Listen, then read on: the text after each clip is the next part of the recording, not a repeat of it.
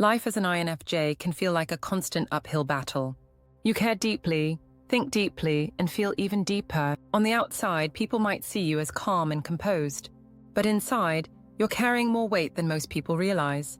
INFJs are one of the rarest personality types, making up just about 1 to 2% of the population. That means most people don't really understand how your mind works. You're intuitive, sensitive, and idealistic, but those traits often bring pain as much as they bring strength.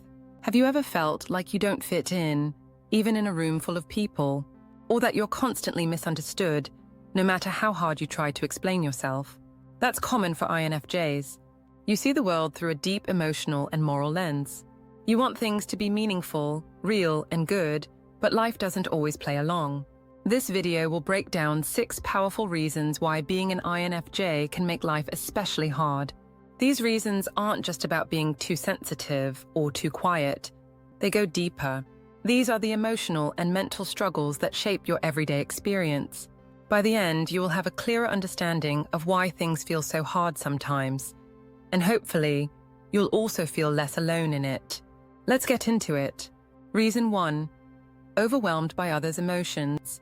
INFJs are highly empathetic. This means they don't just understand how others feel, they actually feel those emotions in their own bodies. It's like having emotional radar turned on 24/7. While this can be helpful in relationships, it's also one of the main reasons life feels so hard for INFJs. You could be having a perfectly normal day. Then, someone close to you walks in feeling angry, sad, or stressed. You don't even need them to tell you, you just know. Your body tenses up, your mood changes, and you start carrying their emotional weight as if it's your own. This happens constantly and often without warning. INFJs also tend to be the people others come to when they're upset. Friends, family members, even strangers might open up to them without being asked. That's because INFJs naturally give off a calm, understanding energy. People feel safe with them. But while this is a strength, it can quickly become a burden. When you're always the one listening, comforting, and supporting, it gets heavy. And often, no one checks in to see how you're doing. Over time, absorbing all these emotions leads to emotional burnout. You might feel tired all the time, or overwhelmed without knowing exactly why. INFJs often describe this as emotional clutter, a buildup of feelings they don't even realize they've picked up from others. And because they don't want to hurt anyone, they usually don't say anything. They just keep carrying it. This kind of emotional overload affects other areas of life too. At work, INFJs might feel drained by meetings, office gossip, or just being around too many people. In relationships, they might struggle to separate their partner's emotions from their own. Even in public places, like grocery stores or public transport, they can feel overwhelmed by the emotional noise around them. What makes it harder is that most people don't realize this is happening. To the outside world, the INFJ seems calm and collected. They seem like they have it all under control. But inside, there's a storm of emotions that aren't even theirs. And that disconnect between what they feel and what people see can make them feel even more alone. INFJs may try to cope by avoiding people altogether. They might cancel plans, avoid social situations, or retreat into their own space. This can help them recharge, but it can also make them feel isolated.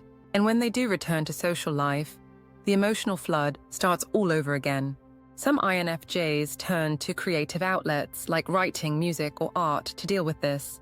Others might keep journals to sort out what feelings are theirs and what belongs to someone else.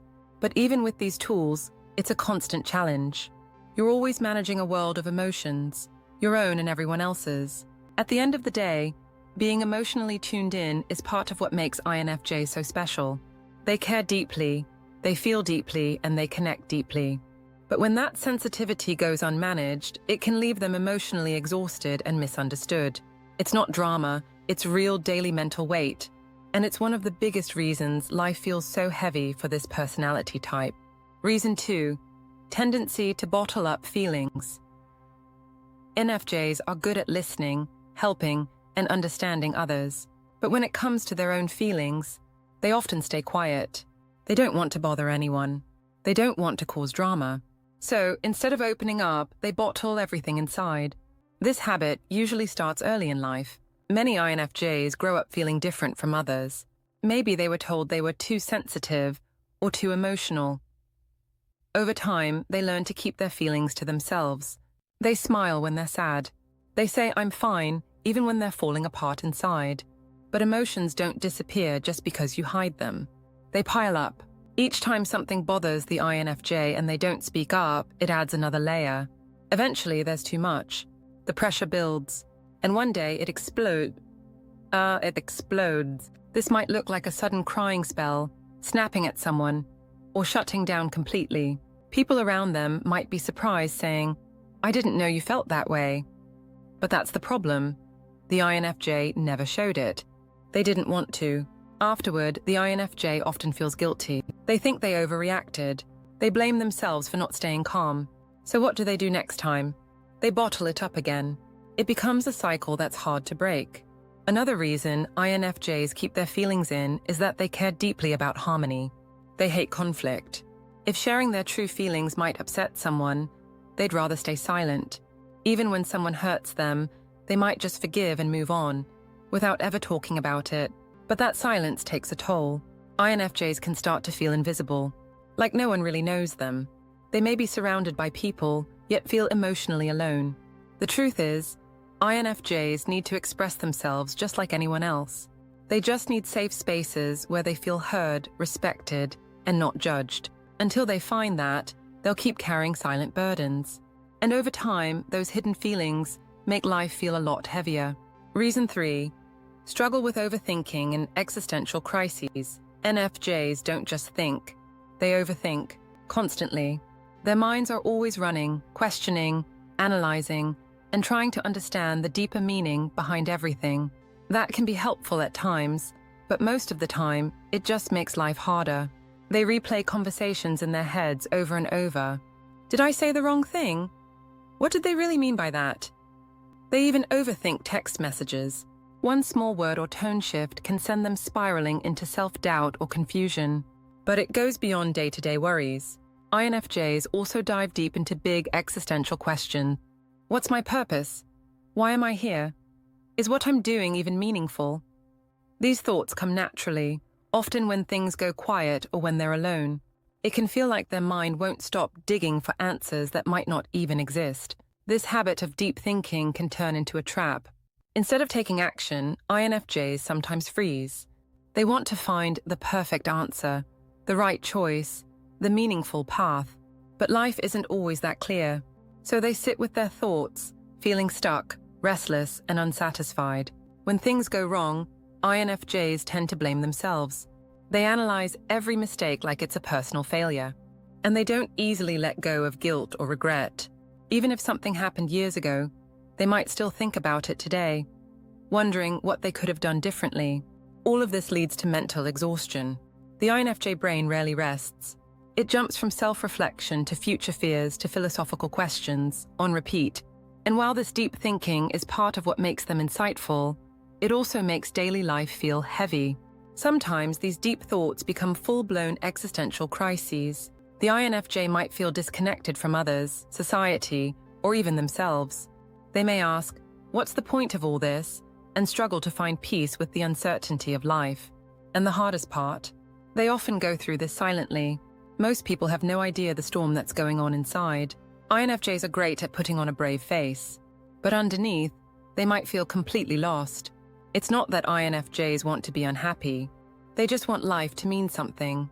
But that desire for deep purpose, combined with their tendency to overthink, can make life feel much harder than it needs to be. Finding ways to slow down the mind, live in the moment, and accept imperfection is key. But that's easier said than done when your brain is always searching for more. Reason 4. Difficulty saying no and people-pleasing. INFJs are natural helpers. They want to support, heal, and make life better for the people around them. That's beautiful, but it also comes with a big problem.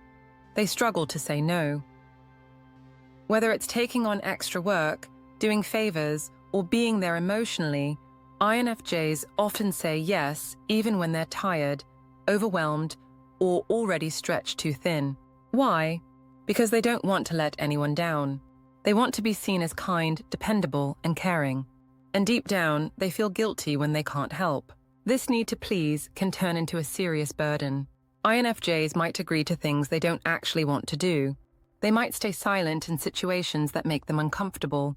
Over time, they end up sacrificing their own needs just to keep others happy. They often think, "It's okay, I can handle it," or "They need me more than I need rest." But that kind of thinking leads to burnout. They run on empty while still trying to be everything for everyone. INFJs also have a strong inner perfectionist. When they commit to something, they want to do it perfectly. So not only do they take on too much, they also put pressure on themselves to get it all just right. This creates even more stress. And when they finally do say no, it's not easy. They worry people will be disappointed or angry. They might replay the conversation in their head, wondering if they hurt someone's feelings or if they seemed selfish. Even small things, like declining a party invite or taking a break from texting, can cause guilt. This people-pleasing behavior can also attract the wrong kinds of people. Some may take advantage of the INFJ's kindness, knowing they won't push back. That leads to one-sided relationships where the INFJ gives and gives, but gets very little in return. The truth is, saying no is not selfish. It's healthy. But for INFJs, learning to set boundaries feels unnatural at first. It goes against their instincts to care for others before themselves. Still, it's something they have to learn, because until they do, life will keep feeling heavier than it should. Respecting their limits doesn't make them less caring. It makes their care more sustainable. Reason 5. Sensitivity to criticism. NFJs care deeply about doing the right thing. They hold themselves to high standards. So when someone criticizes them, even gently, it can feel like a punch to the gut. They don't just hear, "You made a mistake." They hear, "You're not good enough." Even small bits of feedback can echo in their minds for days. They replay the words, try to figure out what went wrong, and wonder if they disappointed someone. This sensitivity comes from how personally they take things. INFJs put their heart into almost everything they do: relationships, work, creative projects, even simple acts of kindness. So when someone points out a flaw or offers negative feedback, it hits deep. They also have a strong inner critic. Long before anyone else says something, the INFJ is already analyzing themselves. So outside criticism just adds to the self-doubt they already feel. It confirms the voice in their head that says, "You're not doing enough." This can make INFJs afraid to put themselves out there. They might avoid sharing ideas, taking risks, or standing up for themselves, not because they don't believe in their values, but because they fear being judged or misunderstood. Even compliments can be tricky.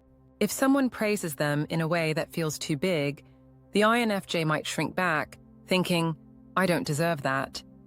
They struggle to accept positive feedback just as much as negative.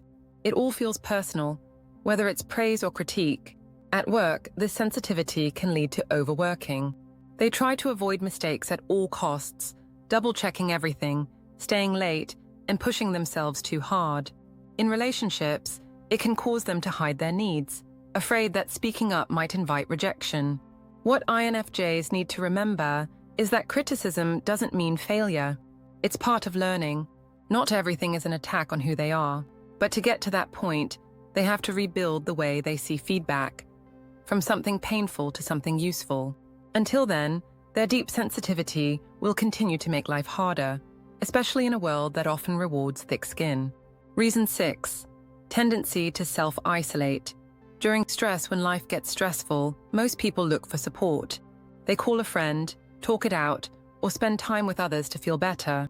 But INFJs often go the opposite way. They disappear. Stress for them doesn't just bring pressure. It brings emotional overload.